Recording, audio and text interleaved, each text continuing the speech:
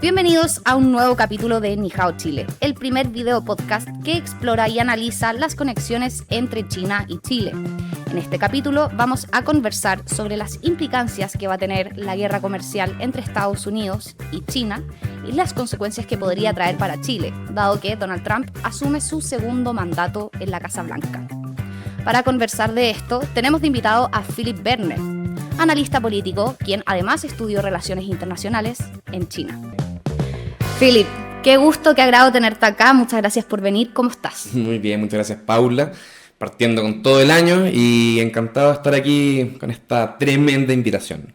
Perfecto. Oye, antes que todo, quería conversar un poco de ti para que nos conozcamos un poco mejor.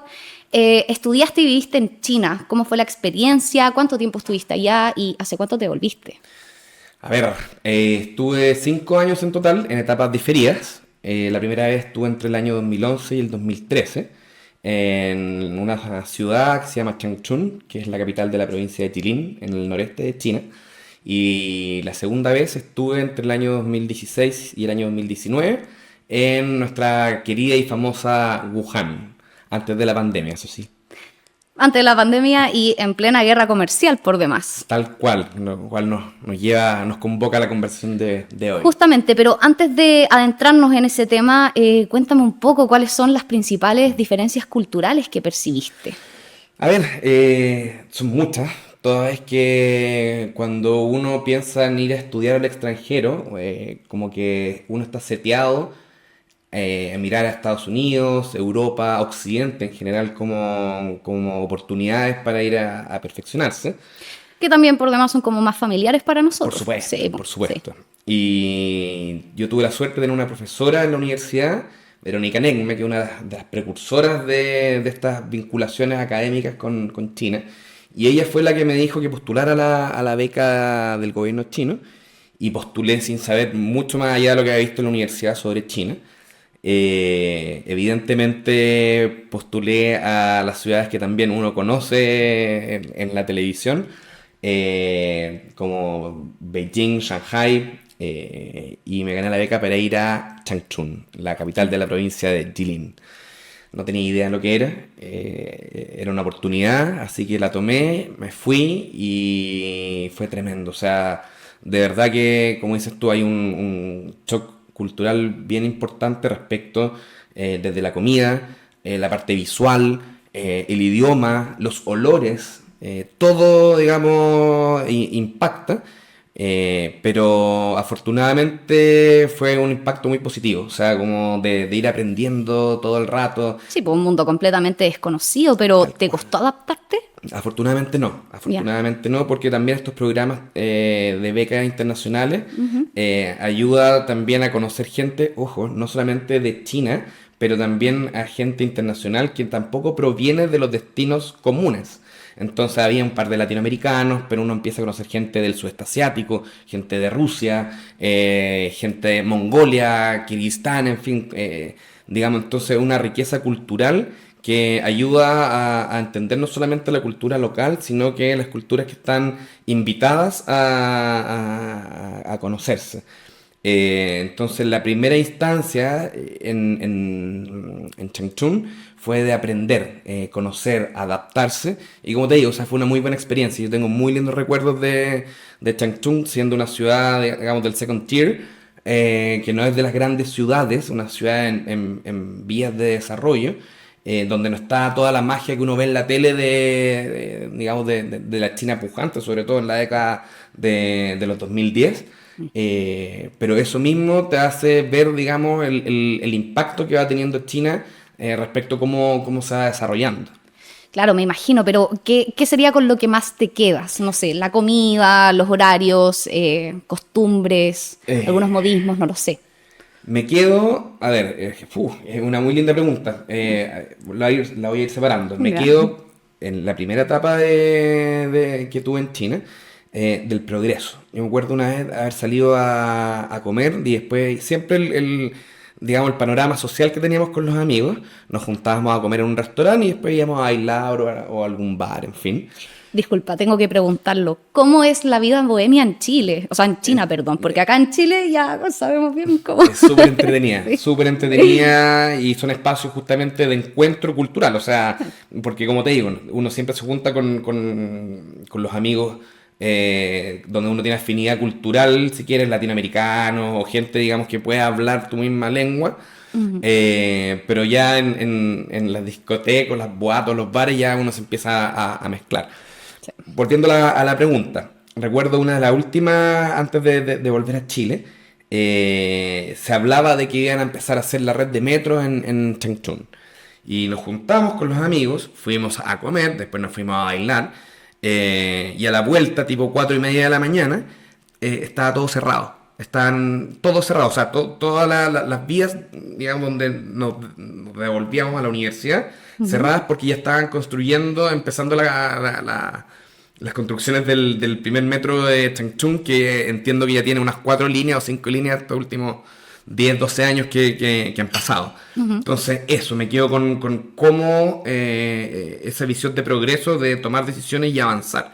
En temas de comida, yo también estudié gastronomía, soy cientista político de profesión, pero antes de estudiar ciencia política estudié gastronomía. No te lo puedo creer. Entonces para mí la cocina es una forma también de conocer y también de interrelacionarse. Entonces, Totalmente, o sea, es un reflejo al fin y al cabo de la cultura, de la exacto. sociedad. Y afortunadamente me encantó todo. Entonces yo te diría que esa diversidad culinaria de sabores que no se encuentra acá en Occidente, y ojo, que tampoco se encuentra dentro de China. China, al ser un subcontinente, tiene una variedad de platos, de sabores, de olores, en fin, que varía incluso dentro del país. Tanto así que, a mi parecer, la comida de Dong Bay del noreste es mucho más sabrosa que incluso la de Wuhan misma, que es mi segunda ciudad donde yo estuve, que tiene una gastronomía también exquisita. ¿Cuáles son las principales diferencias entre la una y la otra? No sé, yo lo el- único que conozco es el picante.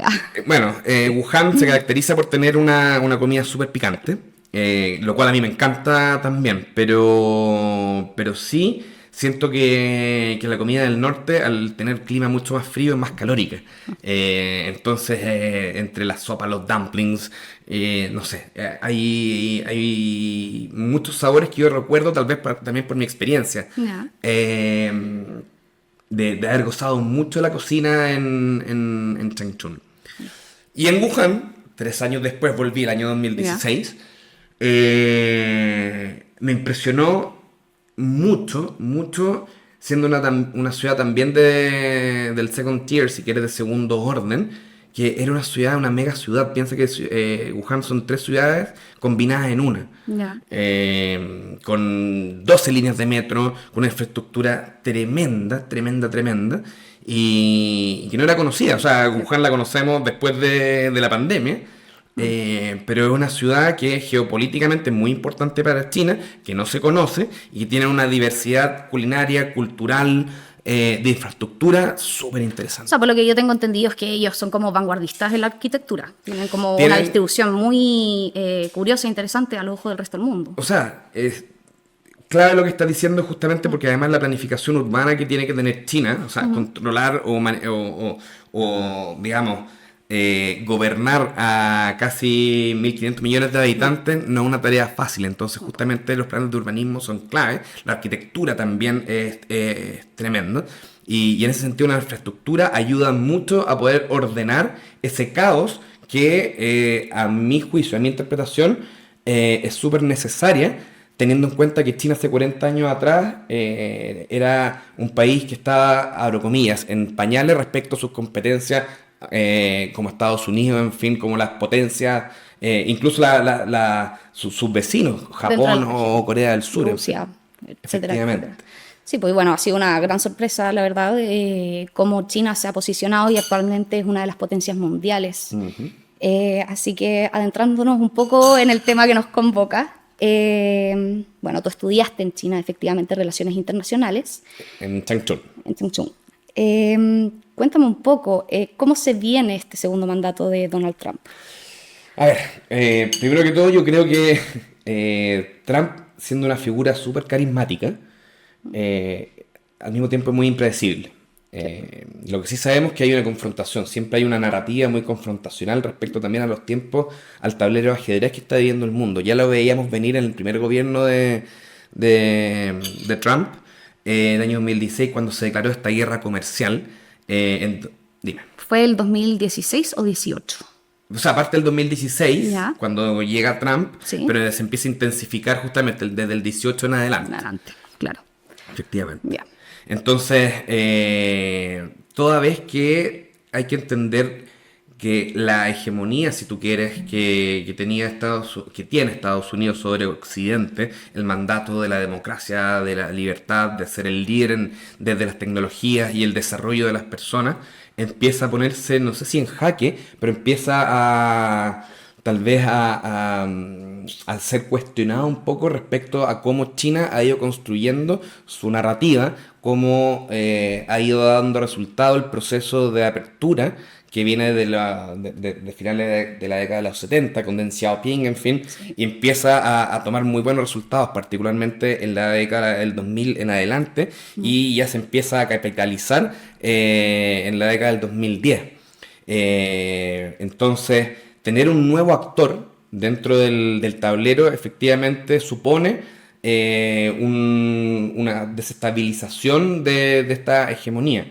Y en ese sentido Trump es muy nacionalista. Y ese juego que viene desde el 2016, 18, en fin, en adelante, y se retoma hoy en día con ya la llegada de este segundo mandato después de la pausa por Biden, hace suponer que la confrontación no necesariamente va a parar. Efectivamente. Efectivamente. Siento, en todo caso, que este juego, dimes y diretes, estas guerras tecnológicas van a continuar, digamos, en una línea. Y a pesar de todo, hay una interdependencia de China con Estados Unidos. En ese sentido, hace pensar de alguna forma que un conflicto tal vez militar puede ser poco probable en el corto plazo. No obstante, no podemos dejar de mirar qué es lo que va a pasar en el estrecho de Taiwán, qué es lo que va a pasar también en el mar meridional de China, donde los intereses geopolíticos de Estados Unidos están puestos. O sea, Taiwán, siendo, digamos, parte de la cultura china, reclama ser la República de China, y la República Popular de China reclama, digamos, que eso es una China, independiente que hayan dos sistemas también, extendiéndolo a lo que pasa en Hong Kong, pero Taiwán es un punto aparte donde los ojos del mundo están puestos, y hay que ser muy cuidadoso respecto a todos los avances tecnológicos que pueden impactar en la industria militar. Ahora, espero y creo que un conflicto armado no explote en el mediano plazo, producto también de cuál es la fuerza que tienen ambas potencias y cuáles también las consecuencias que puede traer con otros actores. En ese sentido también lo hemos visto, voy a salir un poco del tema, pero lo que está pasando en Rusia. Sí. Todo podría haber dicho que podría haber explotado una guerra, digamos, mucho más intensa respecto a cómo podría ser el rol de la OTAN o Estados Unidos, en fin, y el conflicto sigue, pero contenido, de cierta forma. Entonces, En ese sentido, creo que el interés de ambos países, que son distintos por demás, de los respectivos presidentes de Estados Unidos y de China, el interés no es justamente llegar a una guerra militar. Por lo que se entiende, por lo que se ve, puede que pase, sí, es probable, no. Con Trump nada se sabe. Pero aún así, adentrándonos en el tema comercial, las posturas de ambos países son muy distintas.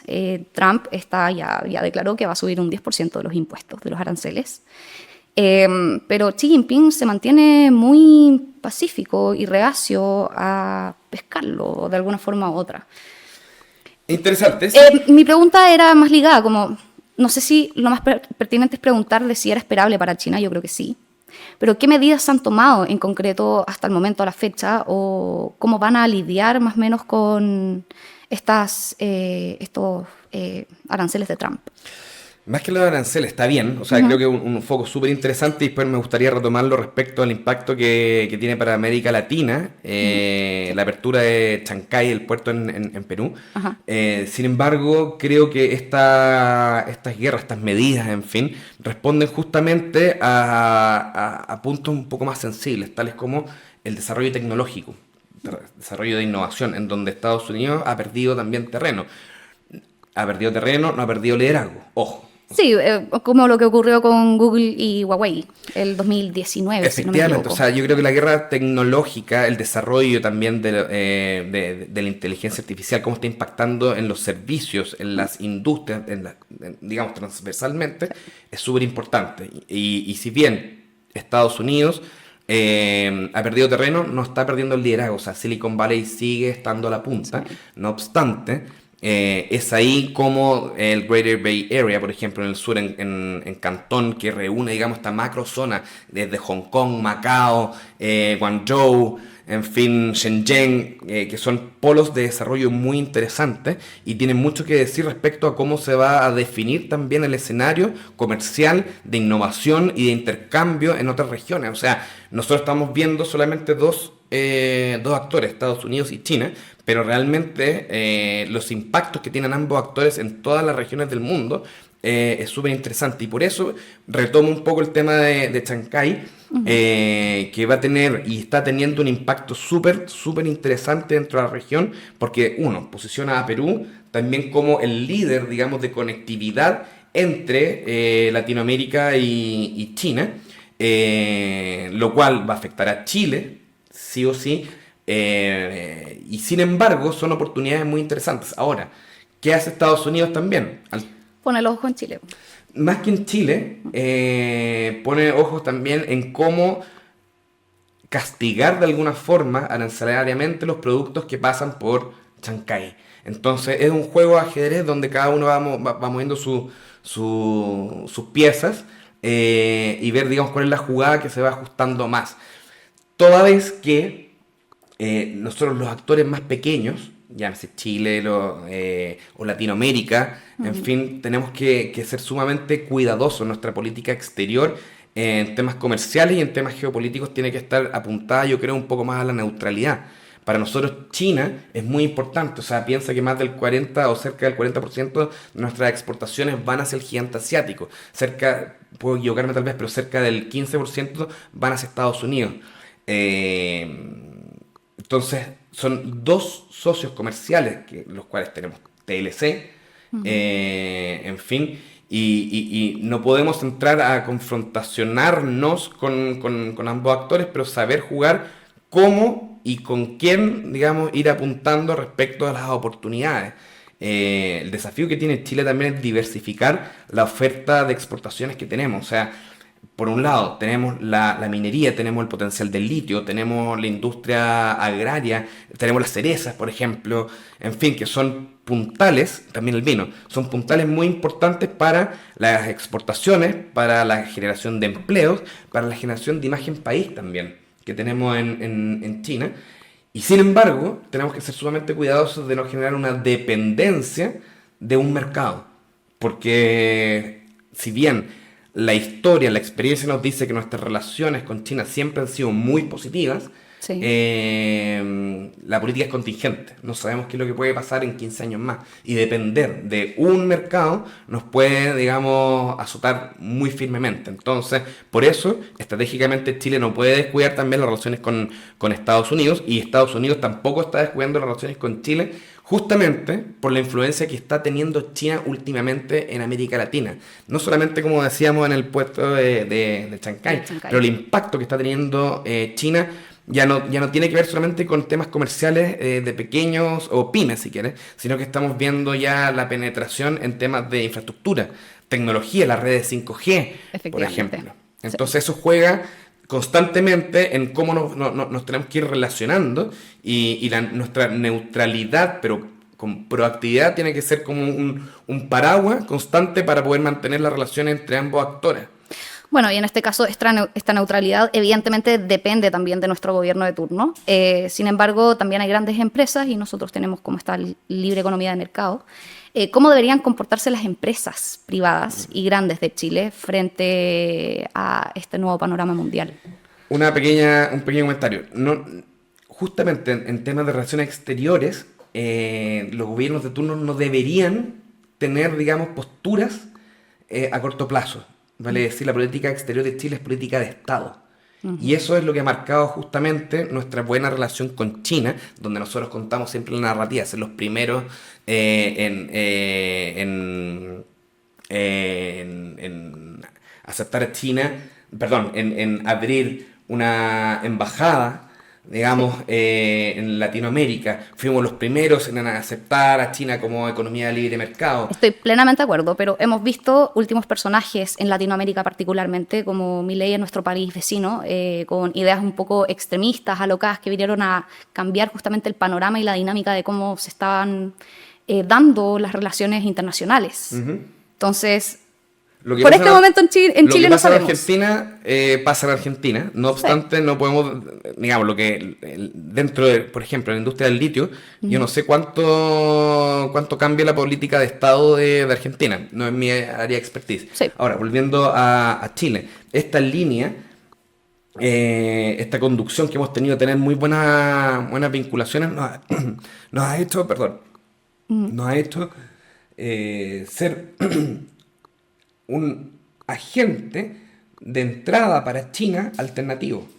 Históricamente, Perú ha sido como un puerto de entrada, y es por eso que hay una cultura china mucho más arraigada. En Chile, gradualmente hemos tenido, acuérdate, bueno, yo soy un poco más viejo que tú, pero en los años 80, 90, lo que se sabía de China eran los restaurantes pequeños donde uno iba a comprar arrollado de primavera, guantán, carne mongoliana y el arroz chaufán, que ni siquiera es el chaufán que uno conoce, pero en fin. Sí. Hoy en día se ha ido diversificando eso y de entrada, no solamente ya expandiéndonos un poco en temas de infraestructura, es muy interesante. Y volviendo un poco a la segunda parte de tu pregunta, ¿cómo tiene que ser la postura de las empresas, del sector privado, nacional? Yo creo que la lógica siempre es hacer un juego de ganancias, vale decir, mientras los resultados mientras haya impactos positivos, mientras no se afecten, digamos, las legislaciones internas, yo creo que tanto el sector privado como público tiene que estar abierto a colaborar. Y eso es muy importante, estas colaboraciones, porque el sistema chino puede ser un poco distinto a lo que estamos acostumbrados en Chile.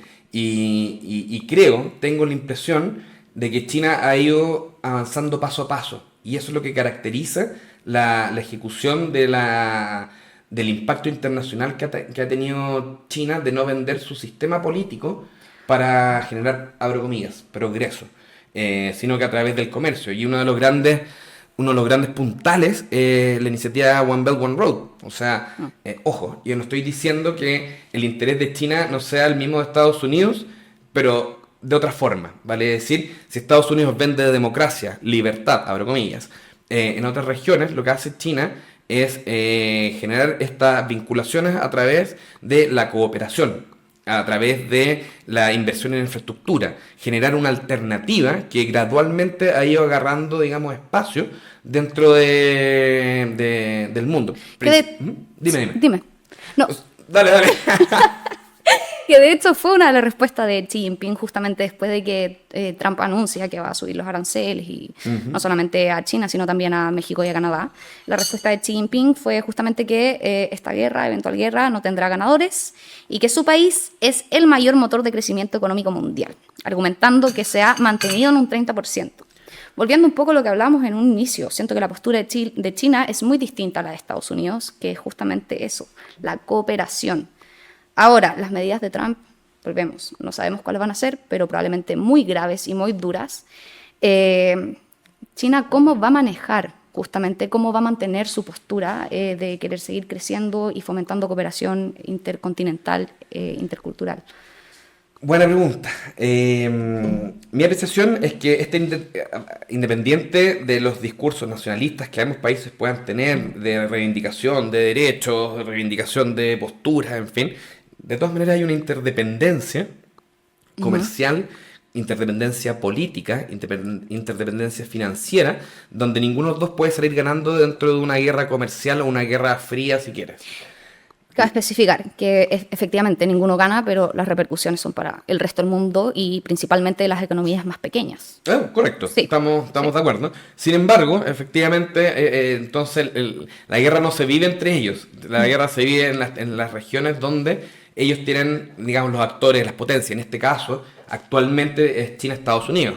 Anteriormente, digamos, las potencias en el siglo XIX fue Reino Unido. Claro. Es cíclico, la política internacional es cíclica. Entonces, China ha hecho un trabajo muy estratégico, sobre todo en regiones que no han tenido resultados resultados de progreso. África, por ejemplo. África ha sido un continente azotado por enfermedades, por pobreza, por desestabilizaciones, en fin. No estoy diciendo aquí que China tenga la respuesta, ojo, pero China tiene una alternativa en donde la generación de empleo a través de infraestructura, que puede conllevar, digamos, otro tipo de problemas que podemos hablarlo, pero genera una oportunidad de diversificar las oportunidades de colaboración. Me voy a extender un poco incluso, Ya.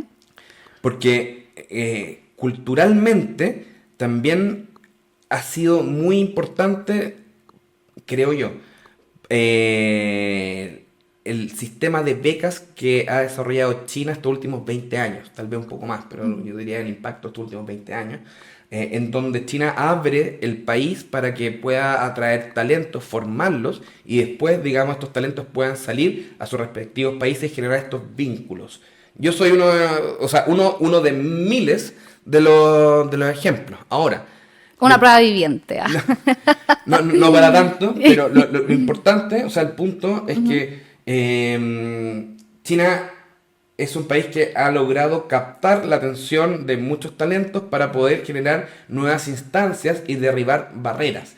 Y en ese sentido, ya sea a través de One Belt, One Road o iniciativas de cooperación puntuales, la colaboración entre ciudades, por ejemplo, que es muy importante, permite que hayan distintos canales para generar oportunidades que retribuyan de igual a igual, entre comillas, estas vinculaciones. Hablamos un poco de África, América Latina es otro punto.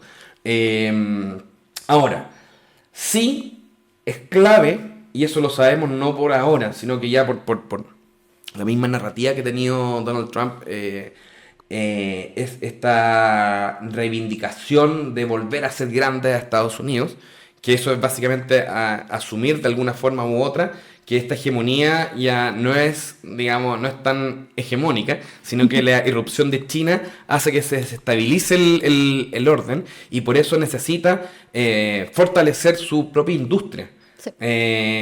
China tiene una ventaja, siendo Estados Unidos un mercado muy grande, pero China es aún más grande. Sí. Entonces, y si bien China fue la fábrica del mundo durante muchos años, la llegada de Xi Jinping, esta firma, digamos, esta nueva visión que tiene de establecer China para fortalecer sus propios mercados. China tiene mucho mercado interno para generar, ojo, talento, para generar innovación, para generar infraestructura.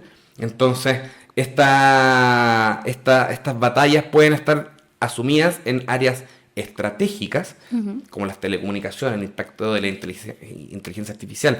Y sin embargo, la producción interna de pymes, por ejemplo, productos, servicios, en China es mucho más potente, más barata incluso, que lo que pueda llegar a tener Estados Unidos. Y también el rol de Trump, sea Trump o cualquiera, es poder proteger un poco los mercados internos.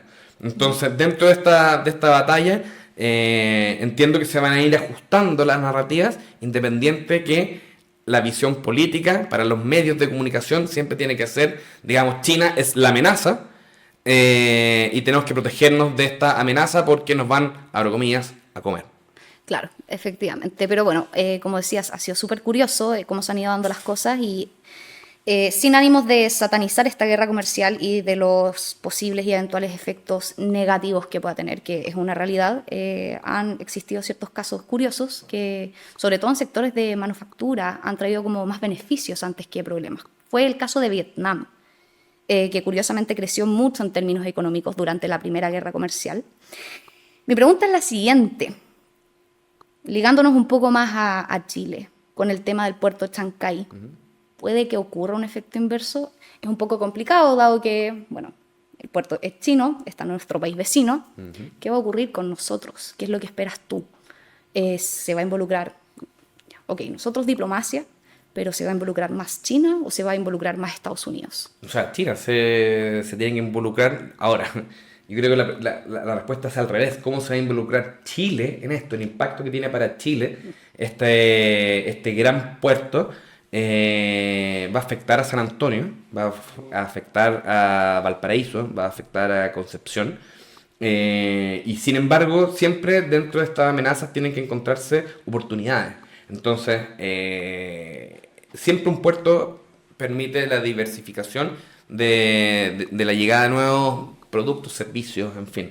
Y lo que tiene que hacer Chile justamente es ver Chancay como una nueva oportunidad para poder llegar a China de una forma más segura, de una forma más directa, incluso más directa, a través de la infraestructura que están haciendo, y también nos va a ayudar a generar, digamos, una mejora de nuestros procesos internos. O sea, siempre hay una oportunidad. ¿Qué ocurriría en caso de que Estados Unidos nos imponga algún impuesto, nos aumente los aranceles? ¿Qué deberíamos hacer? ¿Cómo se vería ese panorama? Yo creo que eso habría que estudiarlo caso a caso, porque de todas maneras siempre hay marcos, paraguas que van dictando estas tasas arancelarias.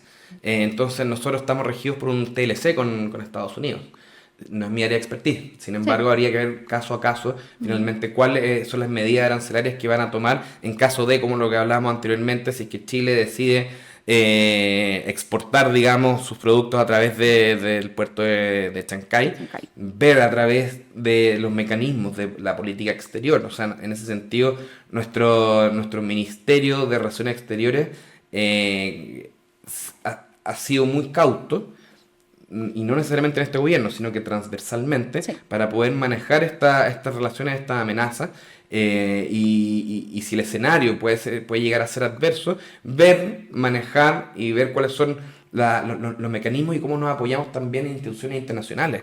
Hablamos un poco de esta neutralidad que debería tener Chile. Entonces, ¿cómo se ejerce esa neutralidad?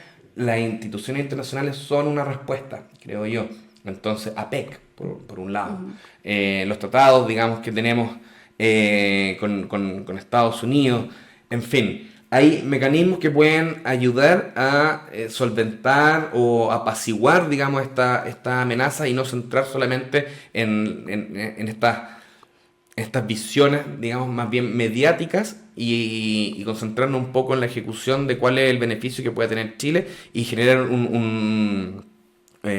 una suma positiva dentro de este escenario. Ver oportunidades y no ver un problema propiamente tal. Tal cual. Philip, muchas gracias por haber venido acá a Ni Hao Chile, te lo agradezco. No, gracias a ustedes por la invitación. Sí, bueno, espero que ciertas dudas hayan quedado resueltas y los invito a seguirnos en todas nuestras redes sociales. No olviden suscribirse y nos vemos en un próximo capítulo.